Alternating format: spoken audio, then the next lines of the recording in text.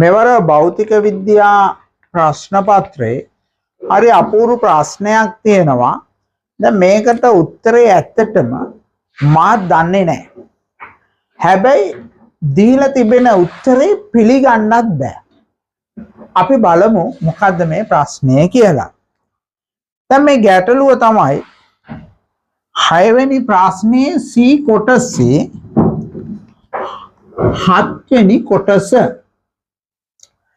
මේකේ තියෙනවා වයලින් කම්බියක් මූලික තානයෙන් කම්පණය වන එකක් ගැන. දැන් මූලික තානයෙන් කම්පණය වෙනවා. එතකොට මේ අංශු මේ කම්බියේ තියෙන අංශු මෙහෙම හෙලවෙනවා. අපෙන් අහනවා මේ ප්‍රශ්නේ අහන්නේ මේ කම්බියේ ගබඩා වී ඇති ශක්තිය කොපමණද?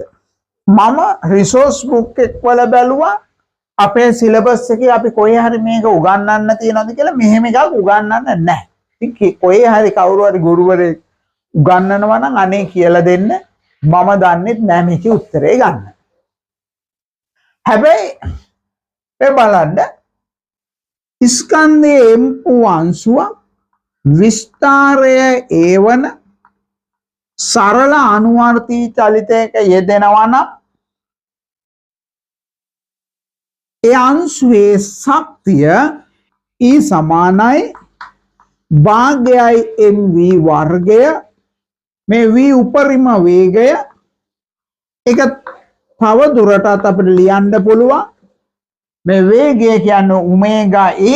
ඒ නිසා ඔමේගා වර්ගය a වර්ගය. දැන් අපි තව මේ වගේ කම්බියක් මෙහෙම ඉහළ පහළ යනවා සරල අනුවර්තී චලිතය. එතකොට මේ කම්බියේ සෑම තැනම විස්තරය එකමයි.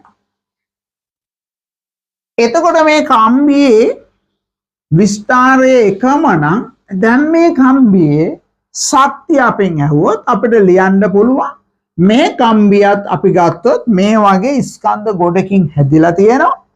එතකොට භාගයයි ඔමේගා වර්ගයේ a වර්ගය කියලා කියන්න පුළුවන්. එතකොට දැන් මේ ශක්තිය මේක මෙන්න මෙතනදී දෝලන කේන්ද්‍රයේදී පවතින චාලක ශක්තිය වෙනවා. එතකොට මෙන්න මෙතනදී වේගය බිඳුවයි ඒ වෙලාවේ මේ ශක්තිය පවතින විභව ශක්තිය වෙලා. හරිද? ඒක ප්‍රශ්නයක් නෑ. ඒවා අපි උගන්වනවා ළමයින්ට. එතකොට ඒ ඉගැන්වීම අනුව මේකත් මේම හිතන්න පුළුවන්. මේ කම්බිය ඒ වගේ අංශු ගොඩක් සරල අනුවර්තී චලිතයේ යෙදෙනවා. දෝලන කේන්ද්‍රයේදී එකට වේගයක් තියෙනවා. ඒ නිසා දෝලන කේන්ද්‍රයේදී මේ ශක්තිය පවතින්නේ චාලක ශක්තිය වෙලා. අත විස්ථාපනයේ උපරිම වුණාම මේ ශක්තිය පවතින්නේ විභව ශක්තිය වෙලා. එතකොට මේ කම්බිය මේ වගේ අංශු ගොඩකට වෙන් කළොත් මෙන්න මේ මැද තියෙන අංශු මෙන්න මේ උපරිම විස්තරය ඇතුව කම්පණය වෙනවා. එතකොට අපි මේ වගේ ස්ථාවර තරංගයක විස්තරය කියලා කියන්නේ මෙන්න මේ දුර. එතකොට ඒ මෙතන අංශුව විතරක් අපිට පුළුවන් මෙහෙම ලියන්න භාගයයි m1 ඔමේගා වර්ගය a1 වර්ගය කියලා. එතකොට ඊට යාබද අංශුව චලනය වෙන්නේ සරලානුවර්තී චලිතයට ඊට වඩා අඩු විස්තරයකින්. එතකොට ඒක අපි ලිව්වොත් m2 ඔමේගා වර්ගය a2 වර්ගය කියලා ලියන්න පුළුවන්. මොකද එතන විස්තරය වෙනස්. මේ කම්බිය කුඩා අංශු වලට කඩාගත්තොත් එතන ශක්තියනේ භාගයයි mn ඔමේගා වර්ගය an වර්ගය. එතකොට මේකේ මුළු ශක්තිය ලැබෙන්නේ මේ විදිහට ලියන සියල්ලේම එකතු. දැන් මේක මැච් කරන අය මේ විදිහට ගන්න උත්සාහ කරලා තියෙනවා. එහෙම උත්සාහ කරලා යම් උත්තරයක් ගන්නවා. දැන් මේකට උත්තරය දීලා තියෙන්නේ මේකටත් මෙන්න මේකමයි. පිළිගන්න පුළුවන්ද බැරිද කියලා ඔයගොල්ලෝ බලන්න මේකට උත්තරේ. ඉතින් දැන් ඇත්තටම මේ සිලබස් එකේ නැත්තම් මේ වගේ එකක් ළමයි හදන්නේ කොහොමද? ගැටලුවක් තියෙනවා. ඇයිද මේ වගේ ගැටලු දාන්නේ? මෙවර පේපරේ සෑහෙන හොඳයි. නමුත් මේ වගේ තව ස්වල්පයක් තියෙනවා අවුල් වෙච්ච තැන. හරිද? ඊළඟට මේකට ලබා දෙන උත්තරය මොකද්ද? මේක. එතකොට මේ උත්තරය අපිට පිළිගන්න පුළුවන්ද කියලා ගැටලුවක් තියෙනවා. මම තව පොඩ්ඩක් කතා කරන්නම්. මෙන්න මෙහෙම. දැන් මෙවැනි ස්ථාවර තරංගයක් හැදෙන්නේ ප්‍රගමන තරංග දෙකක් මිශ්‍ර වීමෙන්. එතකොට මෙහෙම යන එකයි ඊළඟට ආපහු එන එකයි. එතකොට ප්‍රගමන තරංගයකට තියෙනවා විස්තාරය. ඒ විස්තාර දෙකේ එකතුවෙන් තමයි මෙන්න මේ ස්ථාවර තරංගයේ විස්තාරය හැදෙන්නේ. ඒ විස්තාර දෙක අඩු වෙලා තමයි මෙතන මේ නිෂ්පන්දයකට අදාළ විස්තාරය ලැබෙන්නේ. ඉතින් මේ තරංග දෙකේ විස්තාර සමාන නම් මෙතන නිෂ්පන්දය ළඟ විස්තාරයක් නැහැ. එතන ශූන්‍යයි. හරිද? එතකොට මේ ප්‍රගමන තරංගයක නම් හැම අංශුවක්ම කොයි වෙලේ හරි එකම උසකට එනවා. හැම අංශුවකටම දෝලන කේන්ද්‍රයේ එකම වේගය පවතිනවා. ඒ නිසා ප්‍රගමන තරංගයක යම් කොටසක් ගත්තොත් එතන තියෙන අංශු වල ස්කන්ධය ගත්තොත් එවැන්නකට මේ සමීකරණය දාන්න පුළුවන්. එතකොට මේ අන එකයි එන එකයි එකතු වෙලා හැදෙනවා තරංගය.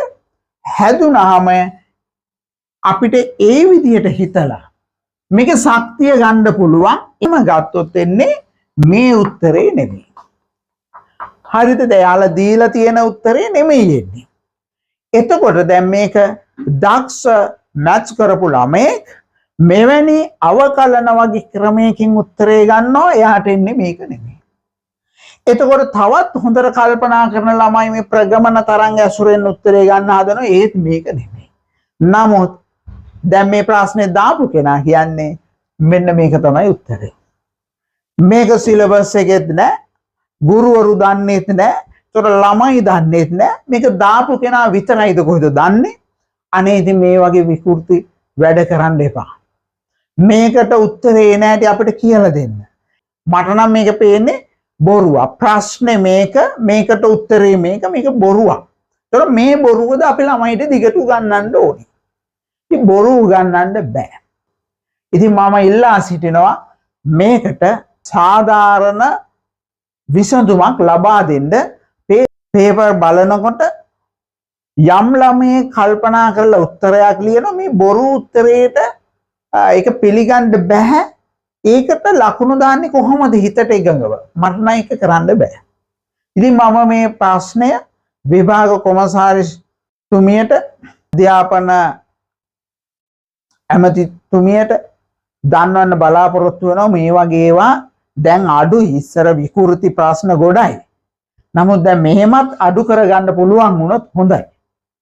අඩුම තරමින් මෙන්න මේ කම්බිය සෑම තැනකම එකම විස්තරය ඇති කම්බියක් ලෙස සලකන්න කියලා කිව්වනම් ඔන්න කමක් නැහැ, සාධාරණයි. එතකොට එහෙම හරි උත්තරයක් ගන්න පුළුවන්. ඉතින් මේ අපේ රටේ ගුරුවරුන්ටත් උගන්වන්න ඉන්න මේ මහාචාර්යවරු මේ වගේ පිළිගන්න බැරි කතන්දර දැම්මහම අනේ මොකද වෙන්නේ භෞතික විද්‍යාවට? හපොයි අපේ ළමයින්ට වෙන දේ. මම ඉල්ලා සිටින්නේ මේ ගැටලුවට සාධාරණ විසඳුමක් ලබා දෙන්න.